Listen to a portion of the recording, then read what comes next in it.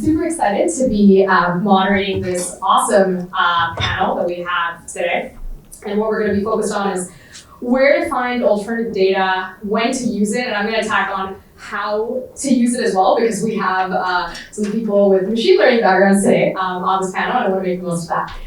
So I'll quickly introduce who we have today. So we have Jean, starting this side, who's the head of data science at BFS Capital. We've got Lloyd, who is director of business development at Inverite. We've got Sol, data science manager at Borrowell, and we've got Tanay, who's co-founder and VP product at Clearbanc. So as Mark said today, alternative data has really come into the spotlight in financial services, and it's really prompted a significant shift in credit availability for the unbanked, the underbanked, or credit invisible consumer, call it as you may. Data has more broadly been seen as a way to also protect these lenders from the risks of that accompany business lending and allow them to design innovative digital financial products to extend credit to a larger base. So let's start today with Sol. And Sol, I'd like to have you first demystify traditional and alternative data. So let's start with what that means for Borrowell in your business model and some of the special types of alternative data sets that you might be using today. Yeah, for sure. So I like to think of kind of alternative versus traditional data more as a spectrum or a continuum rather than kind of a strict dichotomy. So on the more traditional side, a lot of the data at Borrowell comes from monthly Equifax credit reports. So when a user signs up for Borrowell, we pull their credit report for free for them every single month. And that gives us a month-over-month view of their trended credit score, trade balances, late payments, that kind of stuff. And then taking a step towards more the alternative side, we've also relied really heavily on behavioral data as a window into somebody's habits and preferences. So you can imagine somebody who kind of checks their rate very frequently on a personal loan, and they have a lot of pre-qualified offers, but they don't really proceed beyond that. From that pattern of behavior, we can kind of infer that this person is maybe more rate sensitive and not super desperate for a loan today. And then on the far end, on the very alternative side, we have bank account transaction data. And there's a lot of really interesting stuff we can glean from this. Like, for instance, how often does somebody eat out versus buy groceries? Or do they have automated savings in place? And there's some really wacky stuff you can try to infer from this. Like, for instance, how many days on average in advance of somebody's trip do they typically book their flight? So I think, as Mark mentioned, on the alternative side of the spectrum, we're really starting to just scratch the surface on the types of interesting features that we can build. Okay, thanks so much.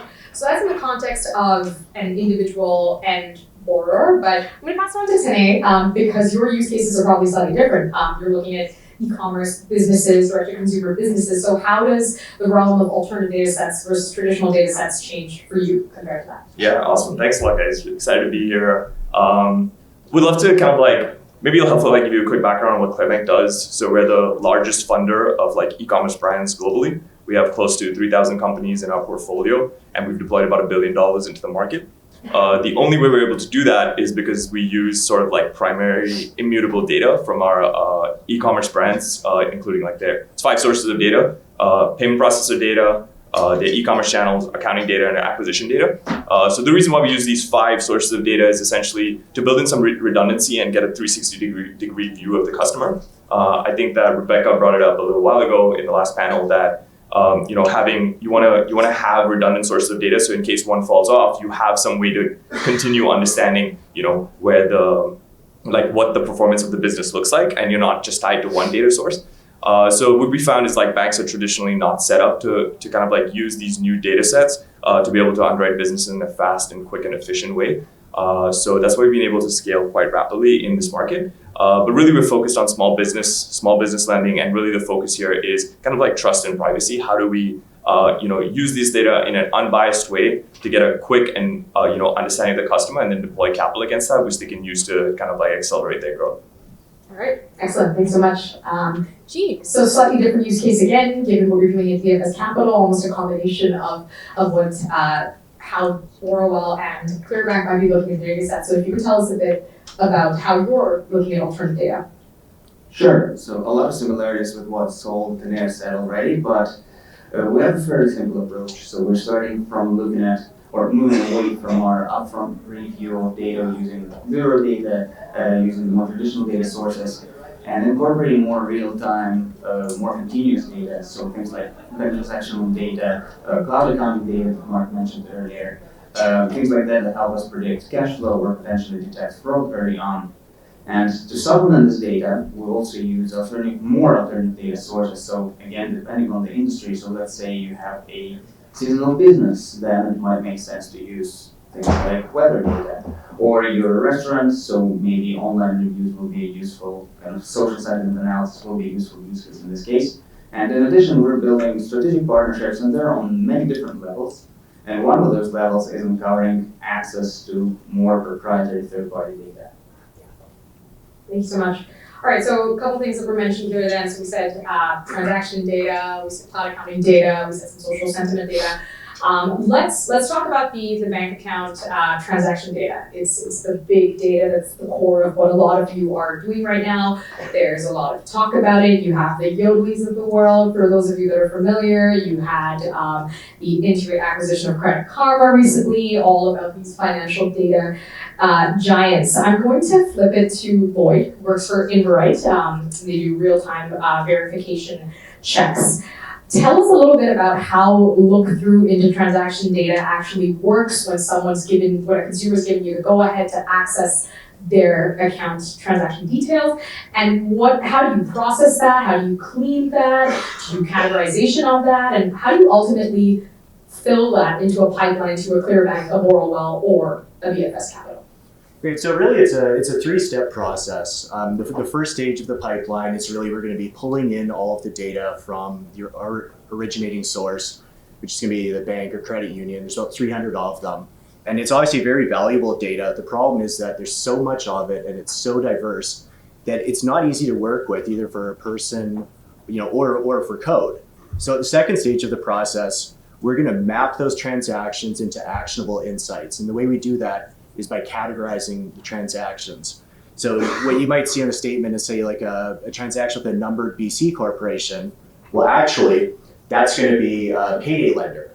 And unless you knew that ahead of time, that's not much use. So we do that. Or maybe an innocent looking in-track transfer is actually a payment to a bankruptcy trustee. So we're going to go through that. We're also going to show you some positives like spending on health and fitness, or regular payment of bills and utilities. We're also going to be able to show you what the customer's income is, and not just how much they're making, the frequency, the source, and also when they've been paid and when they're going to be paid in the future. And then finally, we're going to summarize all that into easy to use statistics. You can just at a glance say, this is how many NSFs they had in the last 180 days, or this is their total income from 365 days. And then the third stage is going to be using all this data for the lender to make a credit decision. Now, maybe they're going to be doing a traditional credit scorecard, or maybe they're feeding it in as inputs into a machine learning model, one that perhaps they've developed in-house, or perhaps a third-party model like our risk score. But either way, the goal is going to be the same. You want consistent, repeatable, and reliable results. Great, thanks, Lloyd. I actually wanted to kind of ask that question to the rest of the panel as well. You're probably treating it all in different ways, but when you receive transaction data, whether it's coming in from consumers or businesses, it's not standardized, I imagine, by any means, at least from my interaction with this sort of data in the past. How much of load is that on your team? How are you addressing the cleansing, cleaning, mapping, and connectivity of that data to your other data sets, specifically the transaction data? And I guess I'll start with Tanay. Yeah, so I can echo what Lloyd said. It's not, once you have a connection to a bank account, it's not super obvious what the metadata associated with each transaction is. So that is a non-trivial process as to how you draw insight from the data and the garbage in, garbage out. So if you don't give them the right, you don't get the right kind of metadata associated with the transaction, you get an imperfect understanding of the types of transactions. So totally echo that. A lot of the data sets that we use are immutable and sort of normalized. You can think about it in the sense that when you pull Stripe or Shopify for what an order looks like, it's normalized and it's the same type of transaction every single time. So that makes our lives a little bit easier. But then when you think about accounting systems like QuickBooks, everyone kind of reconciles their accounts a little bit differently. So you want to be able to capture 80% of the value from 20% of how you analyze the data set. So if it's immutable, this is why we kind of like really focus on how do we access payment processor data, business bank account data, is because it's standardized and you cannot alter it even if you wanted to. Whereas things like accounting data might be a little bit, I feel this is how I want to reconcile my accounts at the end of the year, which is different across businesses. So totally echo that sentiment, but there is a significant amount of effort that goes in to clean the data and normalize the data in our systems before it's ready to be used by our models as well. Okay. So, Gene, do you have anything else to add to that on the transaction-based part? Yeah, I think I'll take a step back here. So maybe from the perspective of analyzing and thinking about this data and how we approach this data and how we actually find this kind of data and make sure that we're using reusable data. So I like to look at it from a kind of risk perspective of using that data and the unplannedness and so on. So I will start probably from trying to get a loop and making sure that we actually have a proprietary data set to go on first, because this is the least risky one. This is the one that provides you the most control and potentially your competitive advantage. And then it would cascade towards things like open public data APIs, which would give you access to data that everybody else also has, so you might not have as much competitive advantage, but those are very reliable data sources. And then you would go down to more risky things like scraping, which is legal, by the way. Well, it depends. So, like, if you notice, like a couple of years ago, there was the LinkedIn kind of court case which got dismissed. So, public data is okay to scrape. And then we would go to more kind of risky things and try to think about, okay, what this data source is this data source reliable? Do we have a lot of replacement? Because hopefully, like data, like weather data or satellite data, would usually be very similar between companies, so we have a lot of redundancy there in choosing the data supplier. And finally, we'll go and purchase data from a third-party provider. That's might be the most risky approach to this, but it can also be the most valuable approach to this. Might be the most valuable data. So, yeah, hopefully it addresses the question. Yeah, no, that definitely does.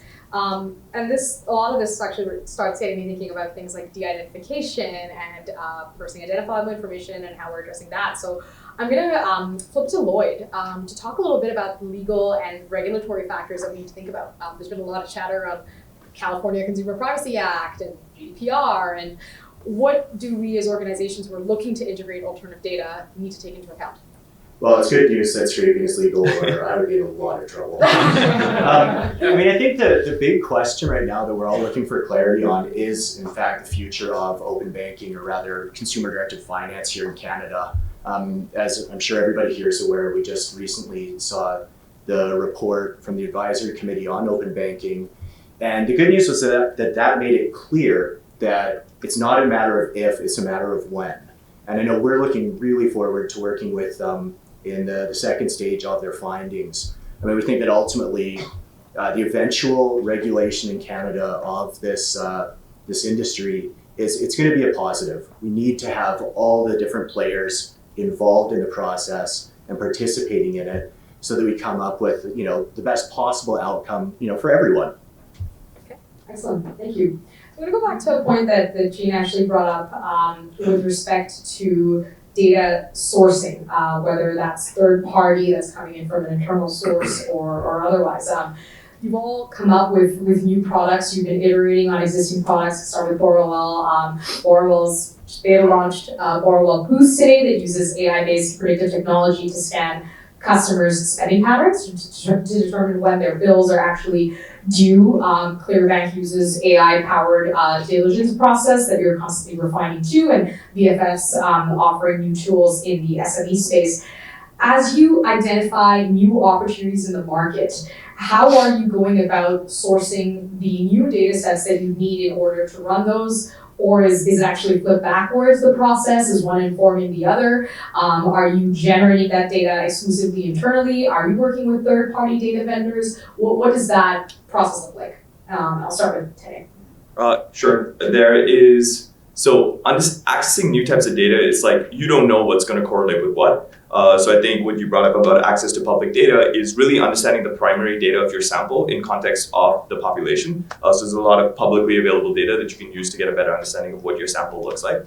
As far as kind of like new data inputs and signals, one thing that we focus on, so I run product, I'm not a data scientist, I work a lot with data science, so it's how do we unblock them and how do we make them way more efficient. So I think it's setting up the scalable tools and basically to allow them to iterate a lot faster. So if, for instance, someone on our diligence or operations team finds a signal in the data, it could be anything from like number of NSFs to hey, like this person is eating out at McDonald's every single day. Like, is that a correlation, right? So you don't know. So setting up the data platform and the backtesting infrastructure to basically let our data science team run free and solve the problems and investigate the problems that they might think there's a correlation is probably the most important thing that we can work on. So you never know where the signals are gonna come from, but if you set up the right infrastructure and hire the right people, and somebody brought up human capital in the last platform, it is about like creativity and like how you draw signals from the noise. So setting up the right backtesting and infrastructure layer to allow our data scientists to be more efficient is probably the most important thing that we're focused on at Clearbanc as well.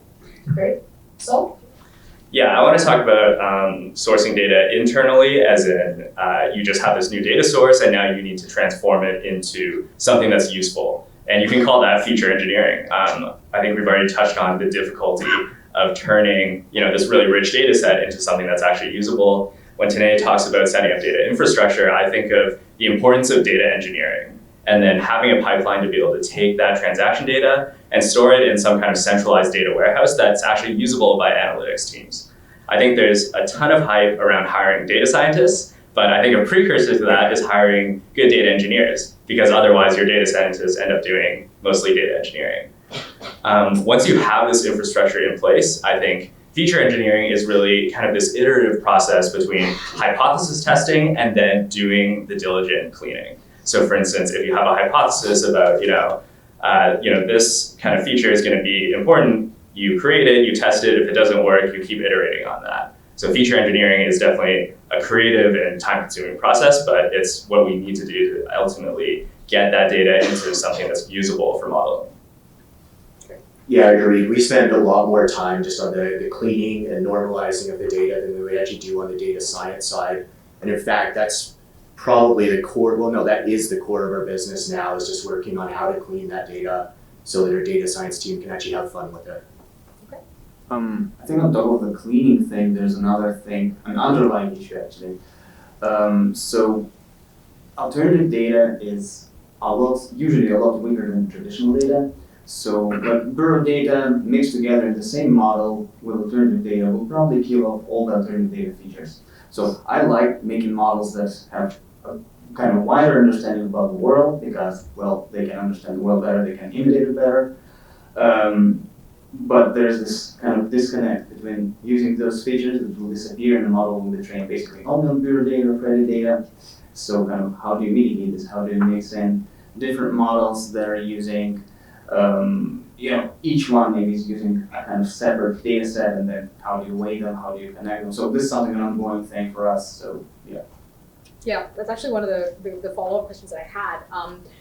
So when you're evaluating a variety of different alternative data sets, some of them, they're never going to have one-for-one history. Some of them are going to be spotty, the way that they're connected will be different. Let's say in the context of a Clearbanc, for instance, we're looking at restaurants, we're interested in, let's say, hypothetically, Yelp review data. How do you think about the authenticity of that data? How do you think about the number of data points and the predictive power of that versus other data sets that you already have? And how do you kind of weigh those one against each other? I'm sure that's a challenge that all of you deal with because of the asymmetry in data quality. Yeah, so access to pipeline predictability for your data is one issue, and I think that's some of the ways that we're going with open banking. Having access to a predictable pipeline of data sources is probably the best thing you can do to encourage innovation, because sometimes you don't even know the use cases that they'll unlock. Clearbanc in particular focuses on, so it might not be the best panel, but like we focused on primary data sources rather than like alternative data sources. So we are always looking at ways to kind of like use alternative data like social and things like that to provide more context, but a large majority of our underwriting models rely on sort of like immutable data. So think if a business processes a transaction using Stripe, even if they want to go in and alter that transaction, they can't. So that's why it's a higher trust, higher transparency into the business.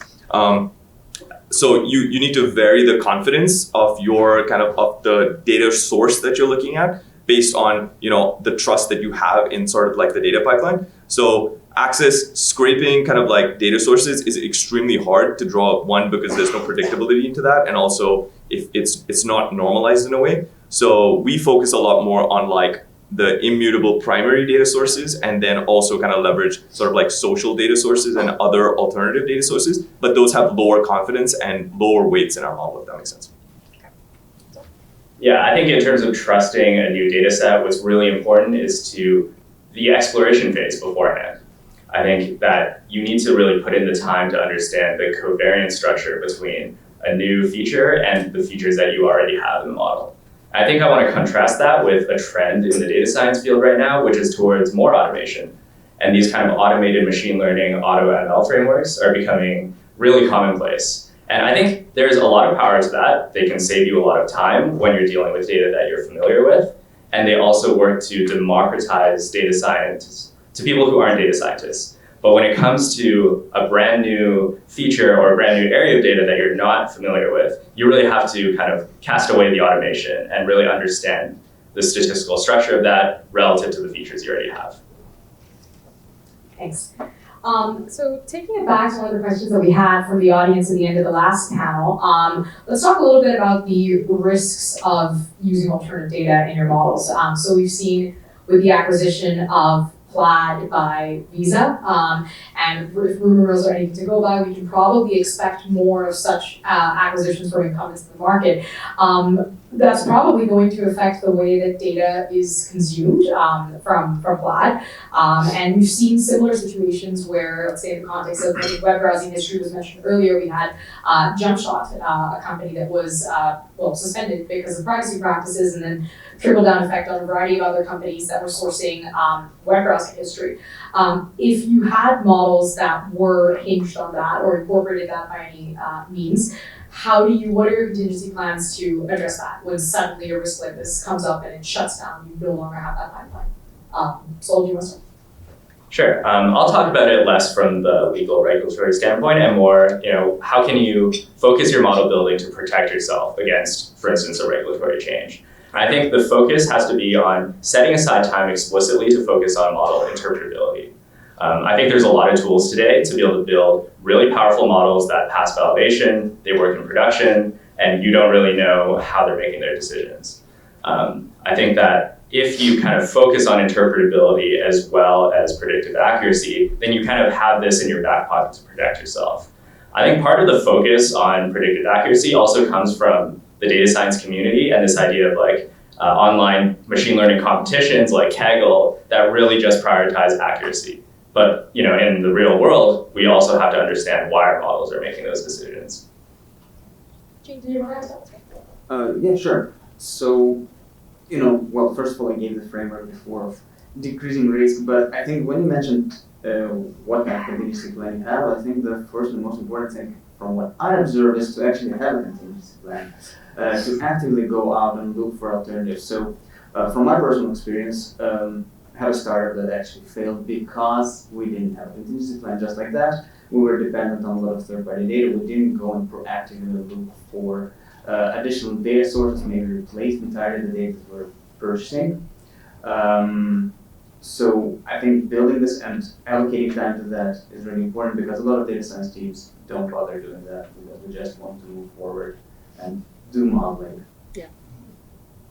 All right, so now talking a little bit about your teams themselves, let's talk a bit about the infrastructure that's required to actually support alternate data onboarding, exploration, vetting, and then actual integration.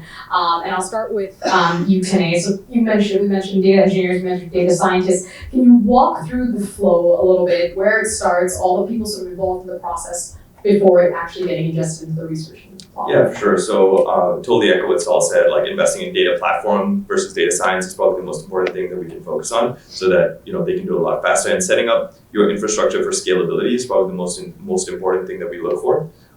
We run data science sprints. So we have a data science team, a data platform team, and we have a data sort of product manager in some ways. I don't know if that's the right term for it, but like he basically translates business priority to the data science team. So the worst thing you can do with the data science team is be prescriptive of how they should solve a problem versus giving them the expectation of what the business context looks like and the problem that that they need to solve, and then sort of like allowing them to run free and figure out the right ways to do it. So we have sort of like a product manager who sets the business priority for the data science team, works with our head of data science to prioritize some of those problems. But then one thing we tried to do in the past that I guess didn't work really well is put data science on 2-week sprints, like the engineering team, which did not work at all because like they need more room to run, and you need to have accountability. But you also, if you confine creativity to 2 weeks and you're like, hey, here's a deadline, you better deliver something, and you'll get like 1%, 1.5%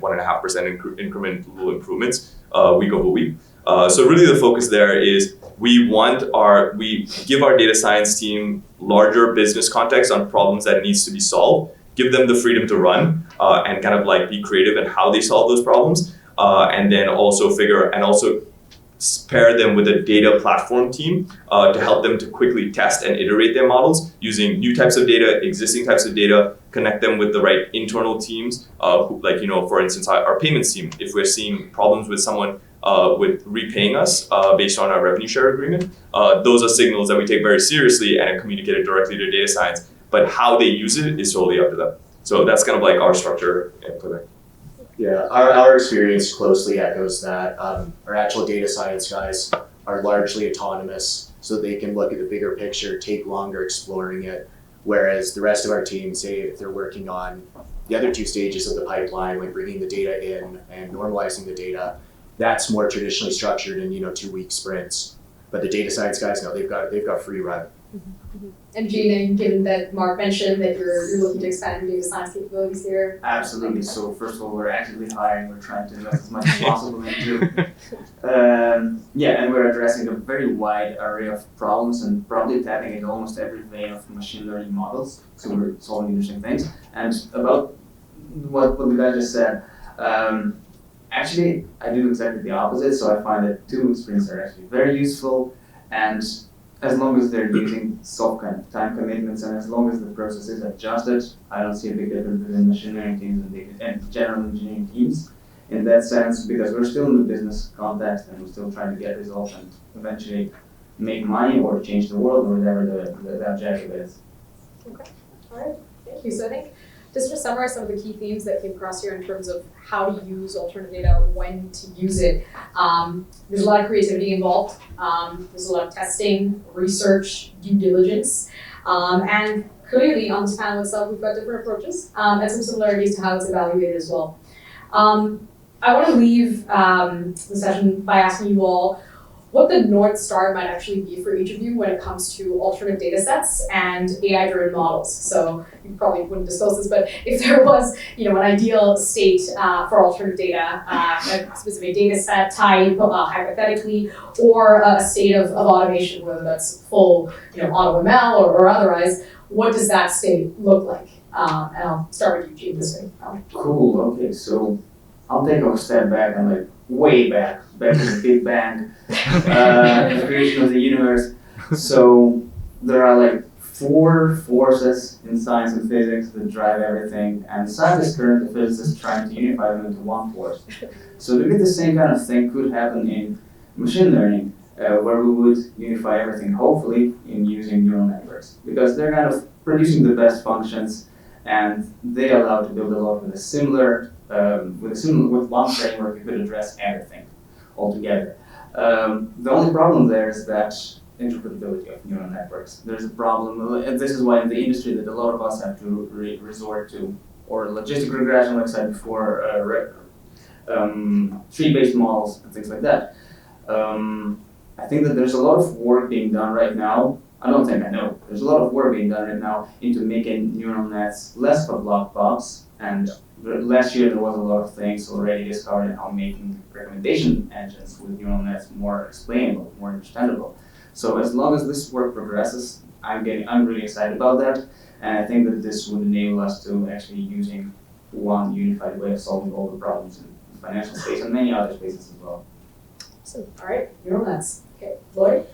Explainability. Yeah. 100%. It's Yeah. explainability. We have some relatively crude tools right now so that we can see how like our risk score was arrived at, but there's still a long way to go to get that better, and that's something that we're actively working on, and definitely that's our North Star. Okay, great. Thanks. All right, so Gene already gave a very poetic discourse on unification. I'll come at it from what excites me most about alternative data is diversification through being creative about it. I think it really has the potential to really diversify our field in a really healthy way. So like the example is, I think every lender uses some flavor of credit score, utilization, debt service. But once we move to alternative data, the creativity and being able to apply kind of experimentation to it could lead to a field where lots of lenders are using features that other lenders are not necessarily using. Of course, we still have to abide by being careful and abiding by regulations, but I think being creative and treating it partially as an art form, at least in the early stages, is something that excites me a lot. Yeah, I completely agree with Lloyd about sort of the explainability and quick iteration, so you can explain. I think data science is one tool in kind of like a workshop to be able to solve sort of like larger overarching business problems. And I think the biggest issue is like having this black box where, you know, like having this overarching machine learning model where it's like, hey, don't ask questions, just kind of like trust the model. That's not going to fly in the coming future. So it's kind of like, how do we explain the models? How do we bring more transparency to what data science is working on so that it can be used, it can be leveraged as a tool to solve pretty hard problems and is not sort of treated as like this black box, which has no accountability or predictability on what we can expect as an output. All right, excellent. So with those very poetic expressions of what we're looking for in the future, steering away from black boxes, I'm going to open up the floor to a couple of questions. So does anyone have a question for you?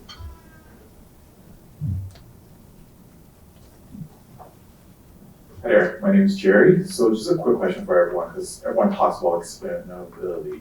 So I'm kind of curious, in all of your companies, is there anyone that's specifically focused on attribution of the model and trying to explain it? Is that a specific role, or that's something that the product owner takes on?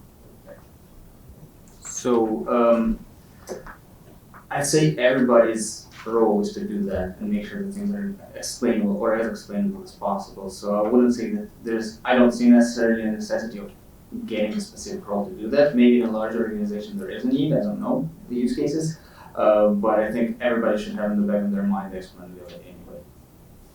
Yeah, it's something that our data science team like currently works on and continues to work on as part of their role. Yeah, for us, it's not a separate role. It is up to the individual. The demands of it also depend on the specific model. So if we have an underwriting model, the explainability of that is much more important than, let's say, our recommendations engine. But the person building the recommendations engine still needs to be able to explain those decisions. Yeah, and also having right now explainable, like our models get greenlit by sort of like a 180-day holdout sample and backtesting on historical data that we have through our portfolio, but also like setting up that tight feedback loop between the right stakeholder. It could be your chief risk officer, who is basically tracking the progress of your models in real time and feeding that back into data science so that they can either decommission, rework certain models, because what everyone knows, like, if it works in a test environment and sort of like backtesting, that doesn't mean it's going to hold up with the exact same samples in production. So having that another way to kind of like bring light to what data science is working on is to have a very tight feedback loop into actual real-time performance of the models and feeding that input back into our kind of like data science team. One example of that is kind of like a risk manager who's tracking the performance of our models against our prediction and underwriting engines. This was actually an interesting challenge for us since we're not a lender ourselves. We had to establish the very, very close relationships with clients of ours so that we could get those feedback loops to see, what we've designed in a lab and tested in a lab, does it actually work in real life? And fortunately, we have been able to do that. And we are able to track it over time and improve, but it's going to continue to be a challenge in the future as we, build optimized models for different sectors. Okay, this question here. What alt data sets you wish you had access to? What would be your top data sets? For me, I would love to see the actual customer profile information from the loan application, since we don't have any access to that information right now. We've done some early tests with that type of demographic or just everything from the application we don't get right now, but I think that when we can get that will be a huge bonus for us. I think that what Mark said before about mobile data, so basically I'd like to know everything about you. Yeah, I definitely echo that sentiment, but also on full picture digital exhaust data, I think it's super difficult to work with anything that's kind of cookie based, but I would love to have that. Yeah, and then sort of like for us, it's also fraud detection tools right now, like globally, sort of like RegTech and like fraud detection for companies. We're focused a little bit more on companies, but like companies and like bringing light to the true stakeholders in the business and what their histories look like. Right now, anyone can open up a business very quickly. It's easier to sign up for a business than a library card. So really understanding like who is behind the businesses, what their histories have been like, and because let's say you had a business that failed, like 5 businesses that failed miserably, once you start a new one, it's really hard to actually get the history of the directors and associated operators. So better pipes into kind of like databases associated with regulatory and fraud would be really interesting. Just a quick question: when you purchase third-party data or when you source data from vendors, how do you measure your ROI, or how do you price these things? How do you think about you're getting a fair price for these sets, and how do you measure the success or returns on these things? It's tough, but it's sort of like, because you need to access a significant amount of data to kind of like test the inputs. But if you run multiple models in production, you can see which ones are actually using it. But at our core, we're sort of like data science, and that's where we spend the capital most aggressively. So short-term ROI we want to kind of be able to 360-degree view of our customers, even if the immediate ROI is not transparent to us, it's worth the investment, because once you have access to that data, you never know when that kind of like spark of creativity will sort of fly. And you don't want to go get the data after that. You want to make it available to people so that they can be creative and figure out how to use it. Yeah, I think as Tanay kind of mentioned, it's a bit of chicken and egg, because it's like you want to make the case that getting this data is going to be really valuable, but you can't make the case because you don't have the data yet. So I think you just have to do the best you can. You have to try to find similar examples in the history of your business, look at what other businesses are doing, try to make that case, and then do as much testing as you can. So yeah, absolutely agree. So I think you just have to go with it and see what happens, especially in the early days when you're just building things up, which is the case for us. You don't have the luxury of choosing, and you don't have a track record of tracking ROI. So this is something capability that we would need to build, and I imagine a lot of other teams also. Yeah, question over here. So you guys obviously have a ton of experience and a ton of knowledge. I'm curious, as a consultant, I've worked with a lot of the big banks here in Canada. They have a ton of challenges with legacy migration, legacy data, all of that. Let's use the example of, let's say we're starting a net new bank here in Canada, and we're looking at creating a data hub or a data platform in order to enable, advanced analytics, data science, all of that comes after. Can you just give me a brief description of what you would classify as kind of like a cutting edge technology stack, and maybe some brief kind of operational framework? What does the ideal data hub for a bank look like to you guys? That doesn't sound theoretical. That sounds you're asking something very concrete. Maybe. I'm not going to say yes or no. I guess I don't have a good answer for this. I think one game changer for us has been kind of separating a production pipeline for data and an analytics pipeline. I think the one thing I'll say about that is, let's say you have 2 databases. The production database, if it operates in real time, it's optimized for a single record retrieval. The analytics database is optimized not for that, but for doing massive aggregations. So that's the first thing, is you need to separate the data that's running your software and the data that's used for offline analytics that's going to power the next version of your software. I think one more recommendation I would make is investing in some sort of machine learning lifecycle management platform. I think a big challenge in data science is it's hard to reproduce the exact conditions that a model is trained on. And so if you can kind of tie a data set version to perhaps a query, to a training run, to a model, that can be very powerful, especially if you invest in that early. Yeah, and also if like really like the focus, there's two schools of thoughts in like how this is going to happen. There's one example, which is someone like Cross River, who's gone to a fully licensed bank, which is technology first, building APIs from scratch, and they have direct relationships with the fintechs, but they own the entire kind of like technology stack. So they build the APIs, but to your point about like what's the most important is predictable, reliable API access through a fire hose that we can kind of like input in a way that's reliable. And then if you're thinking about like, you know, whether you need to start a bank or not, the other school of thought is there are existing regulated banks like Evolve and things like that. But what you have companies like Synapsify who are building a technology layer over that to build the predictable pipelines into those companies. So it's like, how do you think through whether you want to be the technology layer over a bank and leverage the licenses versus like build a bank from scratch? Both have merits. We'll see which one plays out. I would also add a monitoring system. I think it's an important thing that a lot of time being neglected, kind of. So I think about those as well. Yeah, a question for Lloyd actually.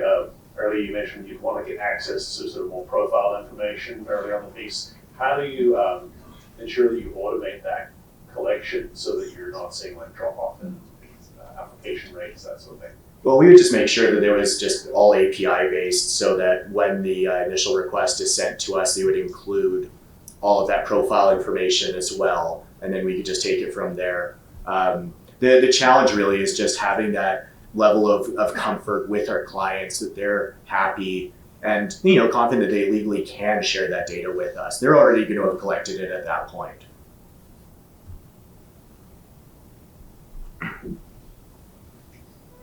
So on the topic of immutability of data, there's certain data which is unchangeable, and there's certain data which is interpretable or generated by people. For example, in private equity, you might have financial statements that are generated by accountants. How are those mutable data treated? Like, what's the process making it standardized or consumable for a credit model?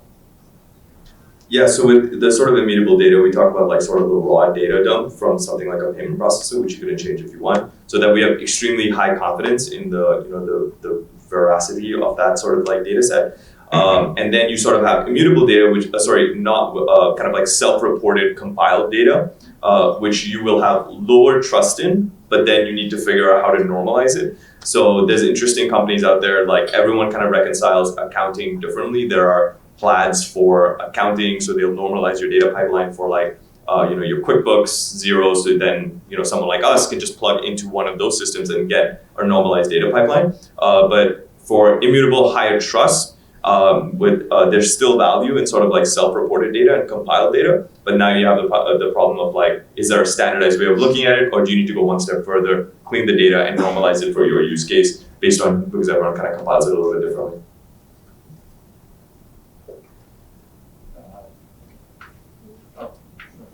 So a question for you, Nikita.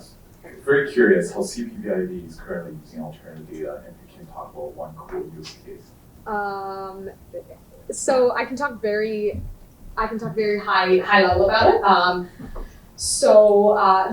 a couple of years ago, we started looking at a variety of different alternative data sets and how that can be integrated into both discretionary research, so think very stock company specific, as well as quantitative research, where we have systematic investment factor-based models over the years with core fundamental financial data powering those, and we're trying to identify the strength and power of a variety of different alternative data sets. So think of your quintessential types in terms of exploring social data, integrating some socioeconomic data into that, a variety of different data sets.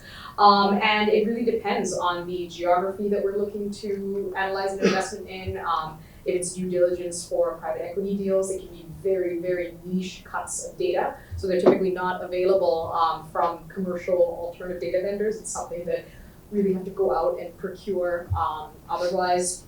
But yeah, generally, there's a large commercial alternative data industry that exists right now. Hundreds and hundreds of vendors based around the world collecting data in a variety of different jurisdictions, and we focus a lot of time and effort in building expertise and understanding data across geographies and sectors. So yeah, really just depends on what we're trying to drive and whether we see potential for alpha from those cases. Any other questions? I think there's a question down One, there. yeah, got one in the back, okay.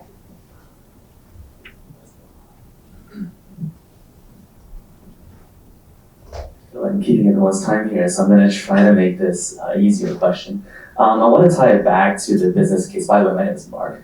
So tying it back to business lending, from what I've heard from the two panels so far, there's a lot of talk about evaluating the owner's creditworthiness and has been less focused on the business itself. What I mean by that is if we're looking at a public company, you wouldn't say, oh, the CEO pays the bills on time, so the company performs well. You would then look at the MD&A or all the financial statements because it's public, everything's available online. And that information is also available for private companies. It's just that nobody has requested that or nobody has, I guess, authorized access to that unless there's a connection there. So my question is there any effort or any sort of demand to try to understand the business as a whole from a 360 perspective and what's in its funnel, sort of like if you look at SNC's report, you see that they have projects upcoming in various locations around the world. If the private company, if you can see that from them, would that information be valuable? And if there was a data provider, would you guys want to work with them? Yeah, preach. That's exactly what we're kind of like focused on because we actually don't pull the operators' credit scores and we don't require personal guarantees from our credit providers. We think FICO is outdated. It takes a long time to recover from. An example is our co-founder Michelle, who's on Dragon's Den. Her credit score took a hit because of a PayPal account that she signed up for 10 years ago to process payments on another company that she built, which was Bytopia. If you sign up for a payment processor, you are personally liable for refunds used on the payment processor and missed payments. So if something was to go wrong and that your credit score was to take a dip, and people were like, hey, why is your credit score low? I don't think you qualify for better funding, even though you built a multi-million-dollar business. Our focus is we think FICO is outdated, especially for business credit. But the problem is there isn't a true business credit score. So in some ways, what you want to do is if you do this right and you evaluate the right data sources from the company and in context of the market, what you could do is sort of like reinvent credit scores for businesses, and that would be extremely valuable and kind of you could become like a rating agency. But our focus is not on the entrepreneur, but rather the entrepreneur's ability to operate a business and what they've shown in the past. Okay. All right. Well, thanks so much, everyone, for the great questions and for being so engaged. I think some of us might stick around for a couple minutes. If anyone else has any other questions after panel. Okay, thank you.